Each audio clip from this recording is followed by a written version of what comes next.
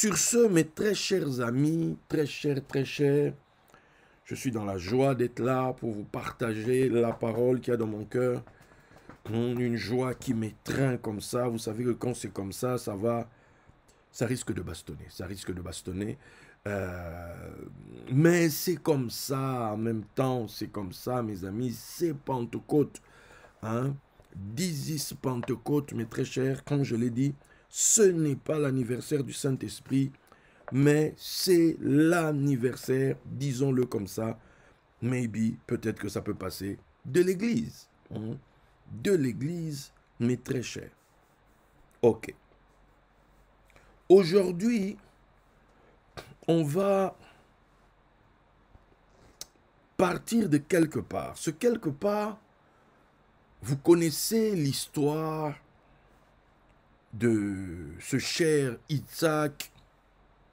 Vous savez que ces derniers temps, on était dans l'histoire d'Édom. Hein? On était dans Édom, vraiment. Vous savez que quand votre dad dit aussi, attrape un morceau de nonos, là, il ne le lâche pas de suite. Il faut que le nonos donne vraiment hein, tout ce que le nonos peut avoir à nous donner. Ok? Donc là, aujourd'hui, on va un peu... parce que c'est vrai, on est à Pentecôte, mais très cher. Pentecôte, nous savons qu'il y a 3 fêtes majeures de pèlerinage dans la Torah. C'est Pessah, c'est Shavuot et c'est Sukkot. Okay? C'était les 3 fêtes majeures où tous les mâles devaient se présenter. Voilà. Et on ne se présentait pas empty hand, les mains vides. On venait toujours avec something, quelque chose, selon la prospérité que Dieu a donnée à chacun. Bien. Maintenant, ces 3 fêtes, nous le savons, la fête de Pessah est estampillée, disons-le comme ça, Abraham. Ok. La fête de Shavuot, quant à elle, est estampillée Yitzhak, très chers amis. Yitzhak, quelqu'un dirait comme par hasard. Et comme nous savons ici qu'il n'y a point de hasard, voilà. Et nous avons bien sûr Sukkot qui est estampillée, quant à elle, Yaakov. Ok? Bien. Maintenant, revenons à ce qui nous concerne. Nous sommes à la période de Shavuot. Nous sommes à Pentecôte. Ok? Pourquoi Yitzhak? Parce que, voilà, à Shavuot, on entendait des voix, bien sûr, et puis des coups de trompette. Trompette, c'est du chauffard.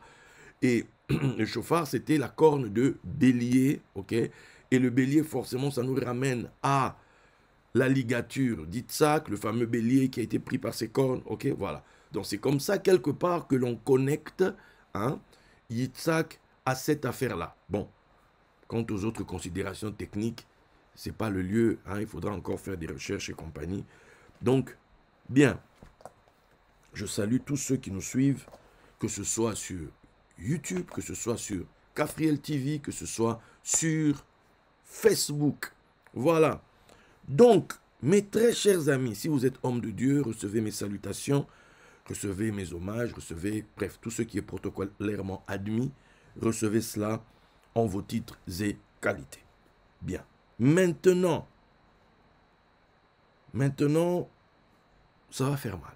Hein? Déjà, je vous demande pardon. Si je vais vous faire mal aujourd'hui, on est dans le cadre de la parole. Hein? Parce que quand je sortirai de la parole, je serai doux comme un agneau. Sincèrement, je vous le garantis. Mais pendant, laissez-moi faire mon job. Laissez-moi vibrer dans l'esprit. Laissez-moi. Voilà. Donc, très chers amis, nous sommes donc dans Genèse 27. Genèse 27. Yitzhak devenait vieux et ses yeux s'étaient affaiblis au point qu'il ne voyait plus. Alors il appela Esav, son fils aîné, et lui dit, mon fils, et il répondit, me voici. Yitzhak dit, voici donc je suis vieux, je ne connais pas le jour de ma mort. Maintenant donc je te prie, prends tes armes, ton carquois et ton arc, va dans les champs et chasse-moi du gibier. Fais-moi aimer comme j'aime et apporte-le-moi à manger, afin que mon âme te bénisse avant que je meure. Tout le reste après, ce n'est pas notre priorité d'aujourd'hui. On va rester sur cette affaire-là. Okay? On peut même sauter. On arrive à verset 30. Isaac avait fini de bénir Jacob et Jacob avait à peine quitté son père Isaac qu'Ésav, son frère, revint de la chasse. Il fit aussi un mets qu'il porta à son père et il dit à son père que mon père se lève et mange du gibier de son fils afin que ton âme me bénisse. Isaac, son père, lui dit, mais qui es-tu? Il répondit, je suis ton fils aîné Ésav. Isaac fut saisi d'une violente émotion et il dit, qui est donc celui qui a chassé du gibier et me l'a apporté? J'ai mangé de tout avant que tu viennes et je l'ai béni, aussi sera-t-il béni. Voilà. Donc, tout ça pour vous dire, voilà, on est dans un certain cadre.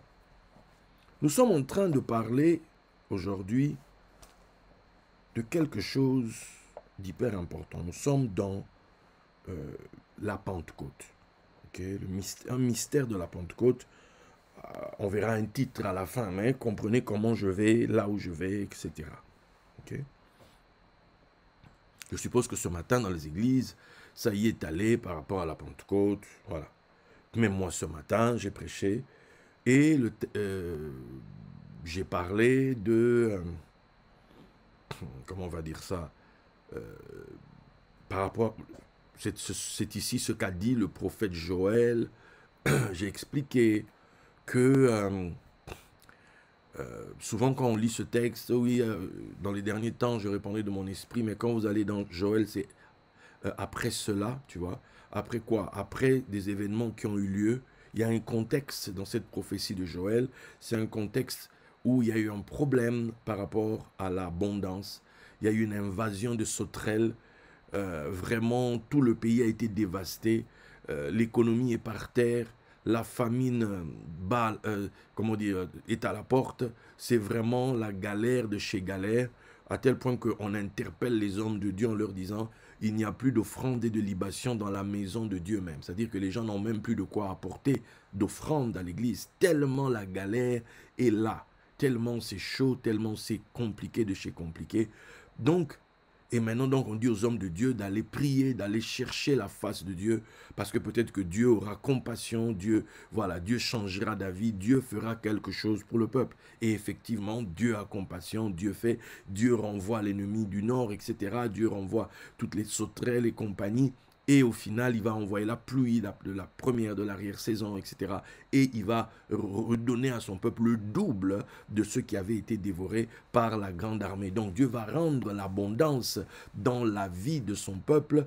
Et on dit que le peuple d'Israël ne sera plus jamais dans la confusion. C'est ce que l'on trouve dans le texte de Joël. Et c'est là qu'on dit après cela.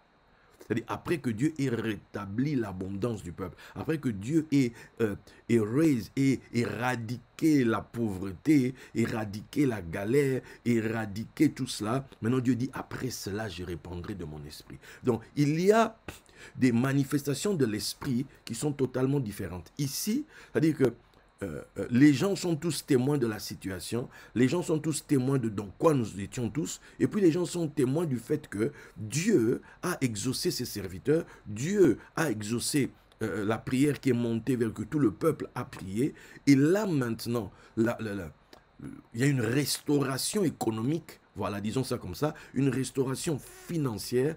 Et puis après cette œuvre divine liée à nos finances, liée à notre abondance, Dieu maintenant répand son esprit. Or, nous savons que dans le texte de Proverbes, bon, pour le coup, comme j'ai ma Bible ici, je vais vous Proverbe 1, verset 23, tournez-vous pour écoutez mes réprimandes, voici je répandrai sur vous mon esprit, virgule, je vous ferai connaître mes paroles. Quand Dieu répand son esprit, en réalité, il nous donne une explication de sa parole. Dieu nous donne une dispensation nouvelle de sa connaissance, en fait. Il dit, vos fils et vos filles prophétiseront.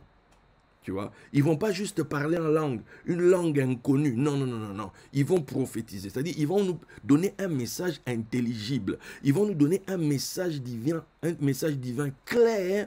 C'est-à-dire que, attends, à ce moment-là, tout le monde est prêt. Tout le monde est disposé à écouter la voix de Dieu. Tout le monde est disponible. C'est-à-dire que c'est un réveil qui tient la route. Les prophètes qui arrivent, ce sont des gars qui tiennent la route, mes très chers amis. Pourquoi? On a tous vu Dieu restaurer l'abondance au milieu de nous. Donc, à partir de là, quand le message arrive, c'est crédible. Quand on continue le texte en bas, on nous dit que alors quiconque invoquera le nom du Seigneur sera sauvé. C'est-à-dire que quiconque invoquera, qui sont les quiconques? Qui sont ces gens-là qui invoquent le nom du Seigneur? La Bible nous dit, au jour de ta détresse, invoque-moi, je te répondrai et toi, tu me glorifieras. Je te délivrerai, tu me glorifieras. Donc, l'histoire d'invoquer l'Éternel, on invoque toujours l'Éternel dans la Bible au temps de la détresse. On dit que celui qui souffre, qu'il prie. Que celui qui souffre, qu'il prie. Que celui qui est dans la joie, celui que Dieu a visité, qu'il chante. Tu vois? Qu'il chante pour l'instant, que celui qui souffre, qu'il prie. Donc, les quiconques qui invoquent là, c'est les gens qui sont dans la galère. Puisqu'en réalité, Joël commence avec un constat de galère. On nous dessine un cadre de galère économique. Donc maintenant, on nous dit que quiconque dans la détresse, quiconque dans la pauvreté, quiconque dans la galère, invoquera le Seigneur, ben, il sera sauvé, il sera secouru. Ici, il n'est pas question d'un salut religieux. Il est question d'un salut matériel. Il est question d'une... C'est-à-dire que on était dans une... Imaginez, dans la période de la galère, là, il n'y a pas de solution. Mais parce que Dieu a fait une œuvre, alors désormais, ceux qui sont dans la galère, c'est-à-dire les pauvres, quand ils invoqueront le Seigneur, quand ils crieront à lui, ce Seigneur-là fera pour eux. Alors, quand vous lirez donc Romains 10, verset 12, là-bas, on va nous donner une clé. D'ailleurs, c'est 12, 13, hein? Ça nous aide. Pour être gentil, on va commencer 11. Quiconque croit en lui ne sera point confus, ça ne sera point dans la honte. Or, on dit dans Joël, mon peuple ne sera plus dans la confusion. Ok? Donc, il faut maintenant comprendre, le confus là, c'est pas non, je suis triste. Non, non, non, non. On est dans la dimension de mon peuple ne sera plus dans la confusion, c'est-à-dire dans la honte due à ce drame matériel économique, c'est-à-dire que cette invasion de sauterelles qui a tout dévoré, il n'y a plus rien. C'est-à-dire qu'on est là, dépouillé de tout, la pauvreté, voilà. C'est ça, là, être dans la confusion bibliquement. C'est-à-dire que la ruine du pauvre, c'est sa pauvreté. Vous comprenez? Maintenant, on dit, il n'y a aucune différence, en effet, entre le juif et le grec, puisqu'ils ont tous un même Seigneur qui est quoi? Qui est riche. Oh, j'aime ça.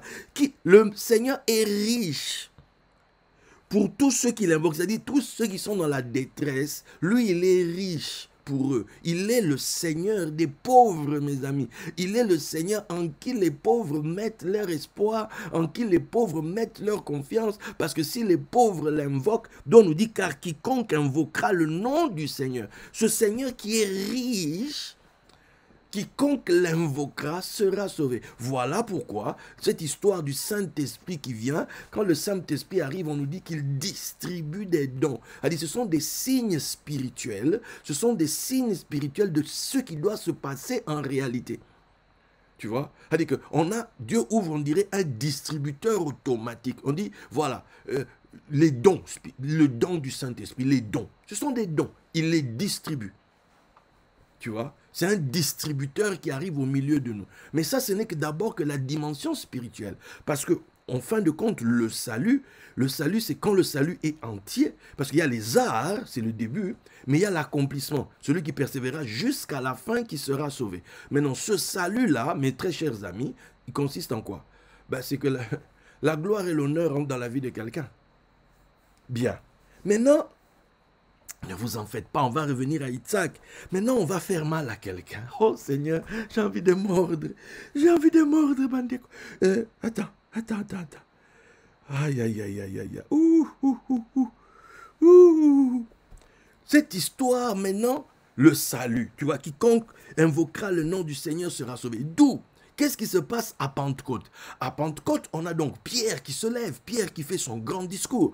Si on doit résumer le discours de Pierre, Pierre est en train de dire, dans Acte 2, 36, que toute la maison d'Israël sache, que toute la maison d'Israël, voilà, reconnaisse, voie maintenant que ce Jésus-là qui a été crucifié, ce Jésus que nous avons vu, comme on dit dans Hébreu, abaissé pendant peu de temps sous les anges, ce Jésus dans la galère, ce Jésus nu, ce Jésus dans la souffrance, ce Jésus-là, on parle de ce gars-là, oui, lui, maintenant Dieu l'a fait Seigneur et Christ. Oh, maintenant Christ là, c'est Mashiach en hébreu. Mashiach, quand on ouvre, c'est Shem Chai. Shem Chai, c'est le nom vivant. Donc, ce Jésus-là vivant, Dieu l'a fait vivant, Dieu l'a fait Seigneur. Mais tu me diras vivant. Bon, c'est pas une redondance, là, le gars est ressuscité, maintenant on l'appelle encore vivant. Non, poussons, calmons-nous. Je vous ai déjà donné des clés, les clés qu'on trouve que dans l'étude en réalité, tu vois, quand tu retournes pour la voie de Jacob, hein, c'est là que tu apprends les codages de cette ce magnifique texte qu'est la Torah, mes très chers amis, puisque Pentecôte, c'est quand même Matan Torah, c'est le don de la Torah, très cher, ok? Donc, quels sont les codes que les sages d'Israël donnent? Ils disent, est appelé pauvre. Je veux dire, est appelé pauvre le mort, est appelé riche le vivant. Donc quand on dit il est vivant, c'est qu'on dit il est riche. Donc, maintenant quand tu comprends, ça signifie qu'il a été fait quoi? Seigneur, et il a été fait riche. Donc, en fait, à Pentecôte, Pierre et ses potes, Pierre et ses collègues, ils viennent devant les gens pour leur dire, pour leur raconter une histoire, leur dire que le gars ici, là, que vous avez tous vu ici, pauvre, ce gars ici, de riche qu'il était, qui s'est fait pauvre, on l'a tous vu s'appauvrir devant nous, il est devenu pauvre. Au point qu'il était soutenu par des femmes, il était soutenu par, voilà, des gens qui l'aidaient. En fait, Jésus subsistait parce qu'il avait un groupe de gens qui le soutenaient. Mais lui-même ne bossait plus. Lui-même, il faisait le tour du pays, etc., en train de prêcher, en train de faire ci ou ça, en train de poursuivre l'accomplissement de sa destinée, en fait. Il allait vers le trône. Mais avant ce trône, il y avait d'abord la part des souffrances, les souffrances du Christ. Dans sa période de souffrance, il a dû être soutenu. Mais tout le monde voyait bien que les gars, voilà, ces gars-là, sincèrement, ce n'est pas des gars dignes de confiance. Sincèrement, ils sont insolvables. Ça, j'ai entendu ça dernièrement. Hein? Insolvables économiquement, financièrement. Quand un banquier te traite d'insolvable, sincèrement, pleure. Bon, bref, on revient ici. Ça sent le vécu. Donc maintenant, mes très chers amis, ce gars-là, Pierre dit donc avec ses potes que Dieu l'a fait Seigneur, Dieu l'a fait riche, Seigneur des propriétaires. Le gars maintenant, c'est un boss, quoi. C'est un boss, hein? Un leader, un boss, c'est-à-dire un gars qui est vraiment maintenant. Le gars est assis, quoi. Le gars est assis. C'est ça l'histoire de la Pentecôte. Il vient dire aux gens, le pauvre là est devenu riche. Voilà. C'est Dieu qui a fait cette histoire sous nos yeux. La pierre est jetée par vous qui bâtissiez, forcément. Une pierre comme ça va nous aider en quoi? Un gars comme ça, il va nous aider en quoi? La ruine du pauvre, c'est sa pauvreté, mes amis. Il est pauvre. Il va nous aider en quoi, ce mec? Laissez-le partir. Hein?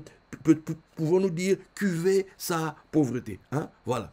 Et puis un beau matin, le pauvre est devenu la pierre principale de l'angle. Le pauvre est devenu le riche. On dit c'est un prodige à nos yeux. Cela vient de l'Éternel. Cela vient de l'Éternel. C'est tout là la Pentecôte, mes amis. Je ne sais pas ce que vous avez prêché ce matin dans vos églises. Je ne sais pas ce que vous avez entendu là où vous êtes, mais mes très chers, l'église s'est éloignée depuis de cette affaire. Depuis. C'est l'histoire du pauvre qui est devenu riche. C'est ça. Il est, regarde, dans nos campagnes d'évangélisation, il est vivant, il est ressuscité, il est vivant. Là, tu es comme ça en mode transe.